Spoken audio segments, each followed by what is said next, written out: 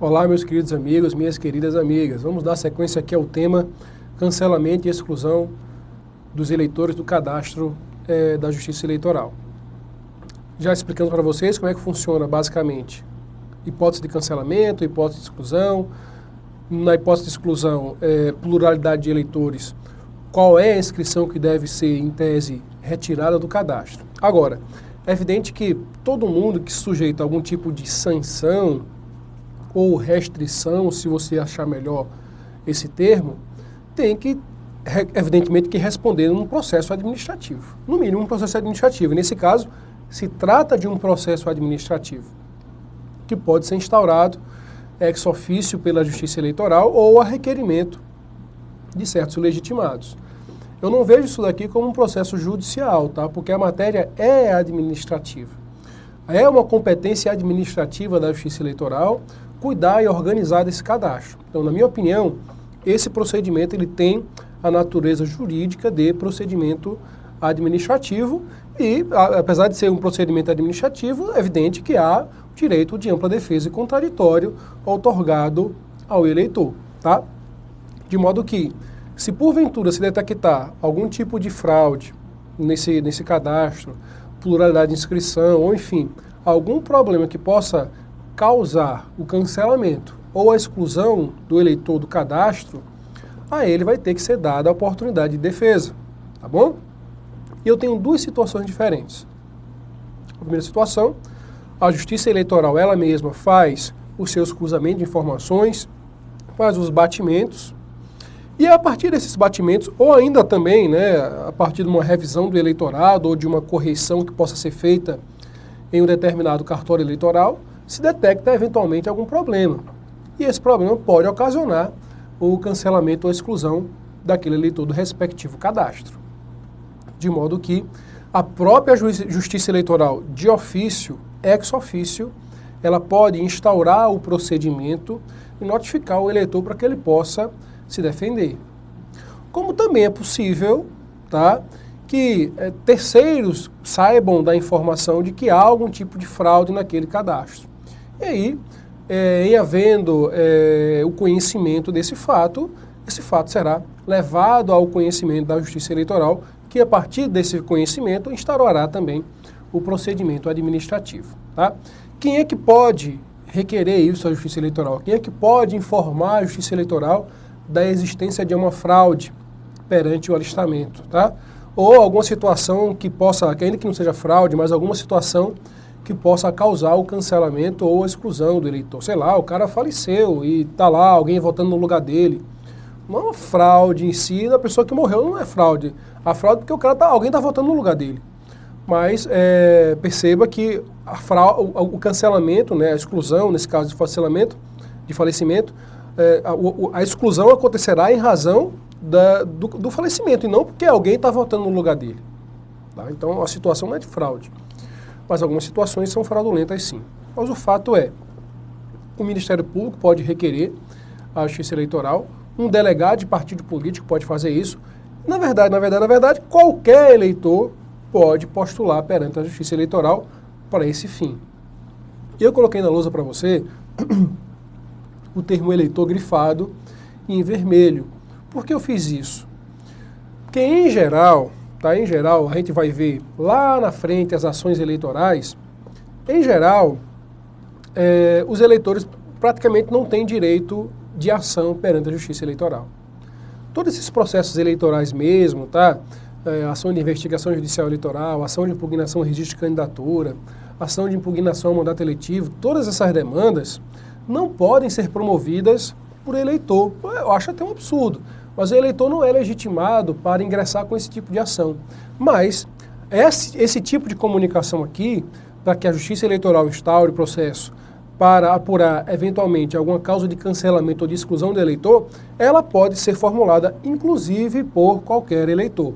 Perceba que por vezes a banca pode fazer uma pegadinha com você. Ela pode colocar qualquer brasileiro, qualquer nacional poderá pedir a exclusão ou o cancelamento de inscrição de um eleitor perante a Justiça Eleitoral.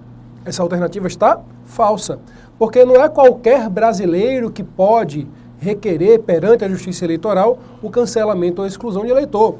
O cara tem que ser cidadão, o cara tem que ser eleitor, tá? Porque não é todo brasileiro que é cidadão, só é cidadão o brasileiro que detém o título, que ostenta um título de eleitor, tá bom? Então, a primeira informação é esse cancelamento ou exclusão pode se dar de ofício à Justiça Eleitoral, independentemente de alguém requerer, tá? Quando a gente fala que a Justiça agiu de ofício, significa dizer que ninguém precisou requerer, porque a característica principal da jurisdição é que ela é inerte, ela só age a partir de alguma provocação. Em tese, a pessoa interessada provoca o Poder Judiciário para que o Poder Judiciário saia de sua inércia. Mas a gente sabe que a Justiça Eleitoral ela não é tão assim inerte, ela tem uma série de funções que não são necessariamente jurisdicionais. E por isso, por essa função aqui não ser jurisdicional, é que ela pode agir de ofício. É um outro motivo que me faz acreditar que esse tipo de processo tem natureza jurídica de processo administrativo, tá bom? Então, agir de ofício significa dizer agir independentemente de uma provocação. Tranquilo? Como é que vai ser lá esse processo de exclusão? A ampla defesa contraditória para o eleitor, tá? Ele vai ter o direito de se defender. E, considerando que o cancelamento ou a exclusão do cadastro dele ainda não foi determinado durante o processo, ele poderá votar regularmente. É como se fosse uma garantia para aquela pessoa, tá? Uma garantia do exercício do voto, tá? Porque em tese o sufrágio é universal, eu tenho que garantir, e sem que haja uma decisão em definitivo que determine o cancelamento ou a exclusão, em tese ele está admitido ao exercício do voto. É claro que se ele porventura votou 2 vezes, é um absurdo isso, né? Mas, enfim, na prática é um absurdo. Mas imagina a situação em que o eleitor tem 2 títulos e vota 2 vezes. Eu não posso impedir que ele vote. Durante o processo de exclusão ou de cancelamento da inscrição eleitoral, eu não posso impedir que aquela pessoa vote. Eu não posso. Então, às vezes, ela tem pluralidade de inscrições, tem 2 títulos e votou 2 vezes. Imagina essa loucura. Na prática, eu sei que hoje isso aí é, digamos assim, não vou dizer que é 100% de certeza. Mas 99% de certeza, 99% de certeza eu lhe digo, desculpe aí a ausência da voz, ainda estou me recuperando da gripe. Você me viu com a roupa passada, né, das aulas passadas, meio gripado, agora eu já estou bom da gripe, mas ainda, de vez em quando, a voz e a vontade de pigarro, de tossir ainda volta, tá? Então peço desculpas a você por isso. Mas sei também que o curso é sempre urgente para os alunos, então a gente não pode simplesmente abandoná-los, tá bom? Então, por isso que estou aqui. Então, entenda, as pessoas, então, imagina uma pessoa que seria uma situação absurda, uma pessoa com 2 títulos, eu lhe digo com 99,9% de certeza que isso hoje é possível de acontecer, mas imagine que, porventura, por causa de algum tipo de fraude que a gente não consiga descobrir, o cara tem 2 títulos e vota 2 vezes no mesmo candidato. Eu não tenho como saber que ele votou no mesmo candidato, né? Claro que eu não tenho como saber porque o voto é secreto. Mas eu sei que ele votou 2 vezes. E eu não tenho como impedir, em tese, eu não tenho como impedir que aquele eleitor vote, segundo o que diz a legislação eleitoral atual. Muito bem. Agora, é claro que se aquele cara votou em situação fraudulenta, em situação irregular, que aquele voto poderá ser cancelado, que aquele voto poderá ser anulado. É claro que eu não tenho como chegar, gente, e aí é uma questão de ordem prática. Eu tenho uma sessão onde há uma urna eletrônica. O cara proferiu ali, sei lá, imagine o absurdo o cara ter proferido 2 votos, votou 2 vezes na mesma urna eletrônica. Em tese, eu precisaria anular 2 votos. Mas eu tenho como anular 2 votos na urna eletrônica? Não. Eu vou precisar anular todos os votos, tá? Mas, professor, isso pode gerar um prejuízo enorme. Eu sei disso, certo? Agora, imagine a seguinte situação. Candidatos empatados. Será que vai fazer diferença aquela urna, os votos daquela urna serem anulados? Faz uma diferença enorme para aquela eleição, tá? E se não for anulado aqueles 2 votos, pode também fazer uma diferença enorme para o candidato que perdeu a eleição. Se está empatado, ou às vezes o cara perdeu por 1 voto, eu anulo 2, pode ser que o cara vire o jogo. Comigo eu não posso anular 2, né? Eu tenho que anular a urna toda. Mas sei lá, naquela urna tem 50 votos para um, 49 para o outro.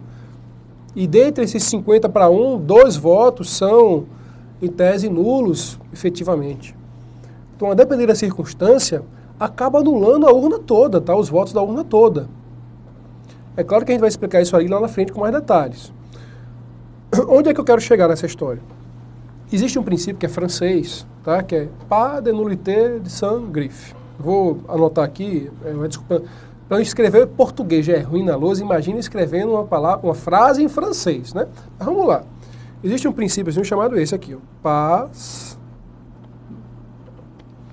apesar de ser com S, chama pas, tá? De, agora eu não estou lembrado se é com 2 L's ou com L só, acho que é um L só. Nullité Saint-Griffe.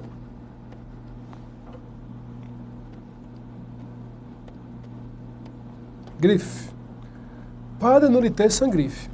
Isso aqui foi acolhido pelo nosso Código Eleitoral. Quer dizer o seguinte: não haverá declaração de nulidade sem que haja demonstração de prejuízo.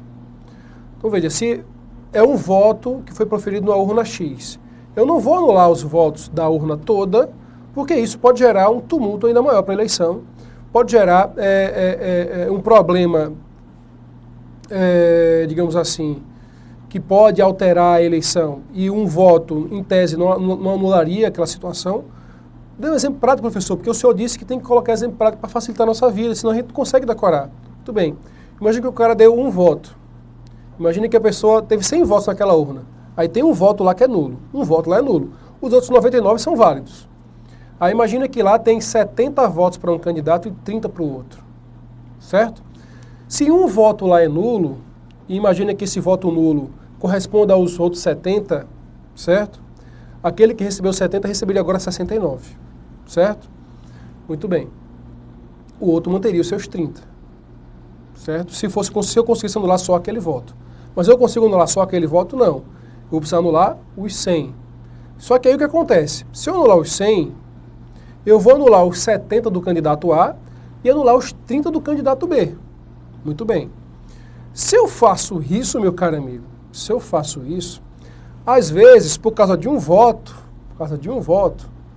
o candidato B, que tinha, em tese, 30 votos naquela sessão, ele vai, em tese, fazer com que, ele perdeu 30, mas ele vai fazer com que o adversário perca 70. E às vezes essa diferença dos 70 votos vai fazer com que ele ganhe a eleição. Aí veja, eu vou anular essa urna por causa de um voto? Não, por quê? Porque se eu tivesse 69 votos para aquele outro candidato, o candidato A, o resultado da eleição era 1. Se eu tiver 70, esse resultado se mantém. Mas se eu anular os 70 votos do cara, junto com os 30 do outro, pode ser que o candidato B vire a mesa. Então não justificaria uma anulação dessa sessão, tá? Dessa urna eletrônica, dos votos dessa urna eletrônica. Não justificaria. Tá? Do mesmo modo, é aí que você aplica o princípio. Só vou aplicar o princípio se houver prejuízo. Mas houver prejuízo, em que sentido ele quer dizer isso? Quando houver prejuízo, à legitimidade das eleições. Nesse caso aqui, haveria um prejuízo enorme à legitimidade das eleições, por quê? Mas aí eu estou colocando um exemplo adverso. Né? Eu vou colocar duas formas, que acabei complicando tudo, né? Compliquei, não foi, gente? Vamos descomplicar isso aqui. Veja só. Há um prejuízo para as eleições. Isso é um fato, tá? Nesse meu exemplo, haveria um prejuízo para as eleições porque o candidato A, que deveria ser eleito, perderia as eleições para o candidato B, tá? Então haveria um prejuízo para as eleições. Mas não é esse prejuízo que quer falar o padre nullité Saint-Griffe, tá? O que ele quer dizer com isso?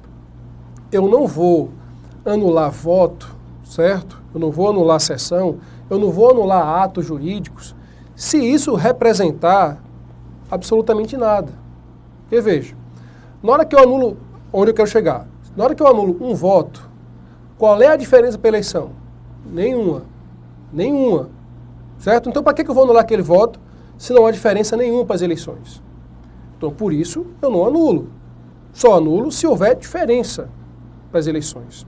Agora, se fossem 70 votos nulos naquela sessão, naquela urna, aí aquilo poderia gerar uma diferença para a eleição. E aí eu até poderia autorizar anular todos os votos da urna, tá? Então veja, o que quer dizer isso aqui, o par de nullité sangrif, que foi acolhido pelo Código Eleitoral, é exatamente isso. Eu não vou anular, eu já cheguei na consequência final para vocês para explicar, e foi um erro de minha parte. Eu tinha que explicar para você o seguinte, um voto faz diferença? Faz. Então, anula a sessão. A diferença de votos de um para outro, imagine que foi 50 votos para um, 50 votos para outro naquela eleição, naquela urna, e que a eleição está empatada, né? Então aí, evidentemente que se tem 51 votos para um e 49 para o outro, e a eleição está empatada naquela, não por causa daquela sessão específica, mas a eleição está empatada e tem 51 votos para um, 49 para outro, e tem um voto nulo ali, no meio daquela urna, eu anulo aquela urna. E aí eu vou verificar, tá? Que vai haver uma diferença agora para um candidato, e um candidato certamente vai ser o vencedor agora com a anulação daquela sessão, certo? Por causa de um voto, eu posso determinar, sim, a vitória de um ou de outro numa eleição, tá? Isso é fato. É claro que tudo isso é muito delicado, gente. Eu tô acabando adiantando para você um tema muito delicado, que a gente precisaria de mais condição de explicar aqui com exemplos práticos, vários exemplos práticos, para a gente evitar um prejuízo maior. Mas não se preocupa. Eu sei que deu uma complicada agora, mas a gente vai voltar a falar desse tema lá na frente. Para a gente fazer um resumo da obra, para você não ficar preocupado, o que importa você saber neste momento?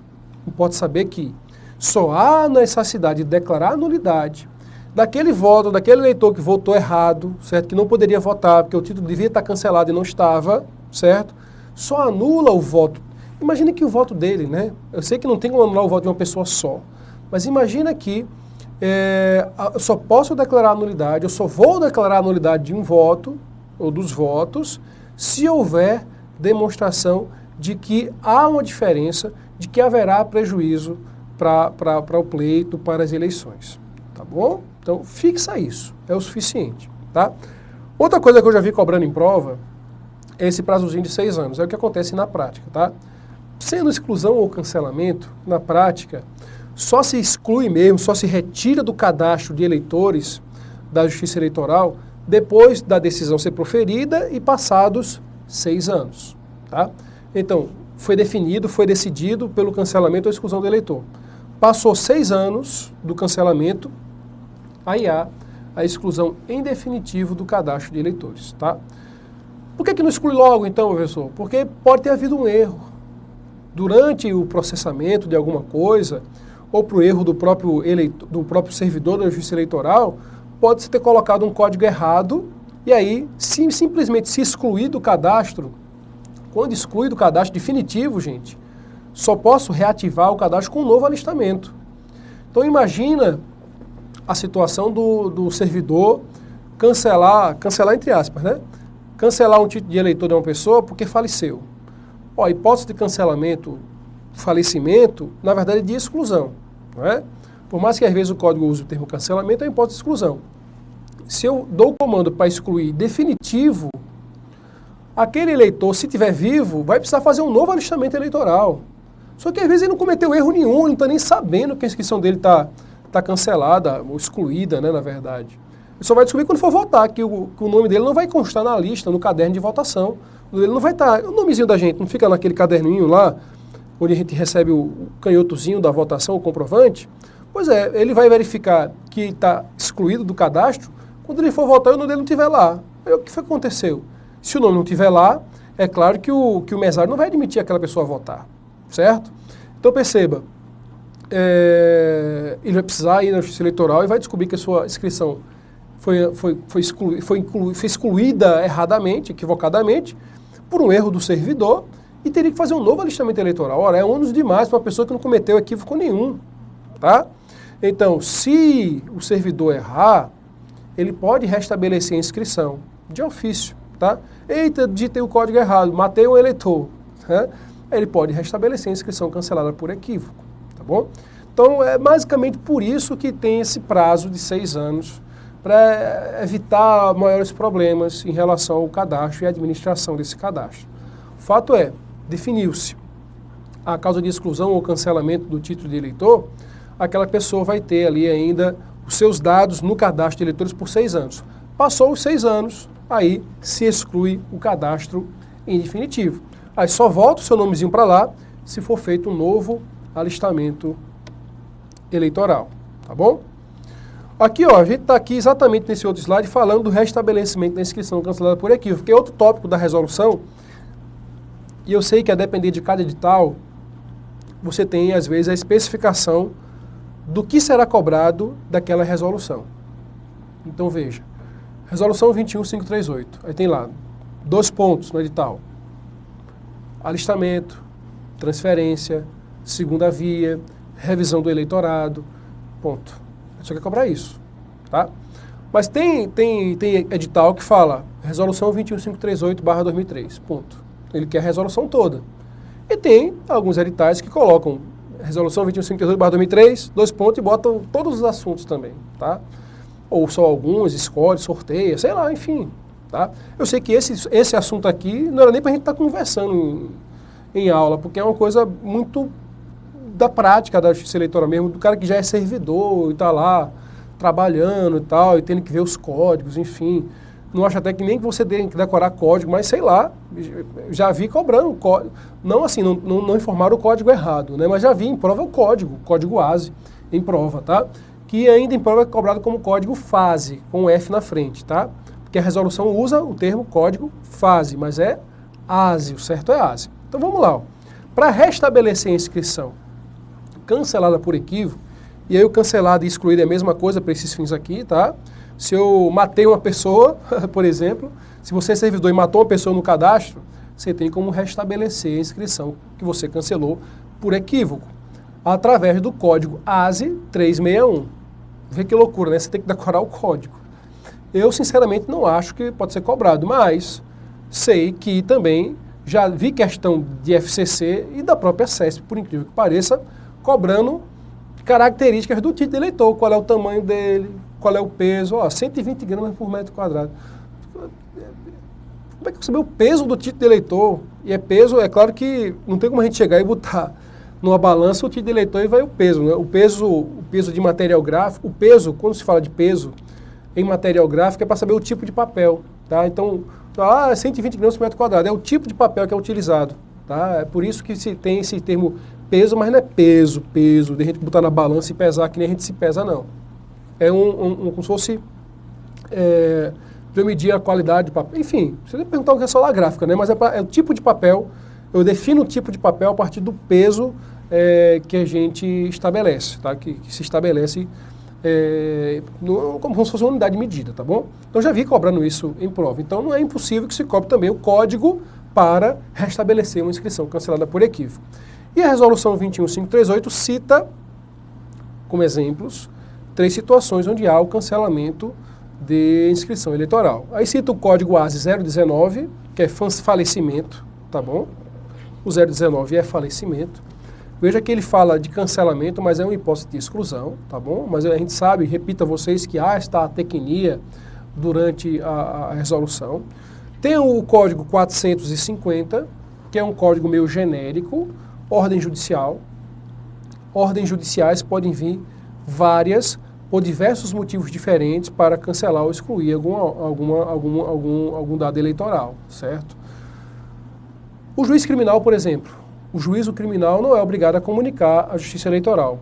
Não vai, às vezes não comunica. Normalmente, consta na sentença lá, quem está estudando para juiz sabe, que em tese o juiz da área criminal ele tem que colocar na sentença que, uma vez transitado em julgado, oficie-se à justiça eleitoral para comunicar da condenação criminal proferida por este juízo. Ponto. Então, em tese é para comunicar, mas às vezes nem comunica, tá? Então vem uma ordem judicial para, em tese, excluir o cara daquele eleitor. No caso aqui, condenação criminal transitada em julgado vai gerar suspensão de direito político. Então vai ter ali uma situação de cancelamento da inscrição eleitoral por um determinado tempo, certo? Eu tenho aí, sei lá, ordem judicial porque detectou-se pluralidade de inscrições, porque o cara perdeu a nacionalidade brasileira e aí se tornou estrangeiro. Enfim, pode ter uma série de decisões judiciais que podem ocasionar como consequência o cancelamento ou a exclusão daquela pessoa do cadastro de eleitores. Tá? Então esse é o código 450. E tem o código 469, que é o código da revisão do eleitorado. A gente vai estudar aqui de forma destacada a revisão do eleitorado. e vai ver que, por exemplo, se cancelarão os títulos de eleitor daqueles que não comparecerem à revisão do eleitorado. É obrigatório você comparecer à revisão do eleitorado. Tipo, esse cadastro biométrico, por exemplo, é uma espécie, não deixa de ser, de revisão do eleitorado. Você é obrigado a fazer o cadastro biométrico, você tem que ir fazer, tá? Então, se você não comparece a uma revisão do eleitorado, a consequência vai ser cancelamento do título. E para eu cancelar o título no sistema Elo, eu acho que ainda não deve ter mudado, tá? Para eu cancelar a sua inscrição pela revisão do eleitorado, eu coloco o código 469. Eu só tenho nem o bizu, olha, o bizu fuleiragem, né? É pior do que não ter nada, certo? Esse 361 não tem dica nenhuma. Como é que a gente vai dar uma dica para o código 361? Não tem como. Mas esses três aqui, dá para a gente fazer uma marmotazinha. Qual é? Ora, a revisão do eleitorado, não dá para lembrar também, mas só para lembrar o número, né? O 469 é o último nessa história aqui, né? Que é a revisão do eleitorado. Se você somar aí, ó, vê que comédia, né? Que coincidência. 0,19 mais 450 é igual a 469. Não sei se são coincidências ou se foi proposital. O fato é que não tem nada a ver. Somar uma coisa com outra não dá revisão do eleitorado, tá, gente? Isso aqui não é matemática. Eu somando o falecimento com a ordem judicial dá revisão do eleitorado. Não dá. Isso aí não tem nada a ver com matemática. O fato é que, para a gente lembrar, de forma... É uma besteira isso, mas, querendo ou não, essa besteira pode fazer com que você arquive com mais facilidade a informação na sua cabeça, tá? Então, 019, que é o código do falecimento, com 450, que é o código da ordem judicial, de cancelar por ordem judicial, dá o 469, que é a revisão do eleitorado. Se você lembrar pelo menos do 469, pode ser que na prova, você vendo o 450 e o 019, que você lembre dos dois, tá? Se, porventura, eles vierem a perguntar código na prova. Pode perguntar? Pode, porque está na resolução os códigos. Se informa, o código X é para isso, o código Y é para aquilo outro. Então, se estão os códigos lá na resolução, ele pode cobrar. É um absurdo cobrar? É um absurdo. Mas eles podem cobrar sim, tá bom? Vamos ficar por aqui. Na próxima aula, a gente dá sequência ao nosso estudo da resolução 21538. Um grande abraço.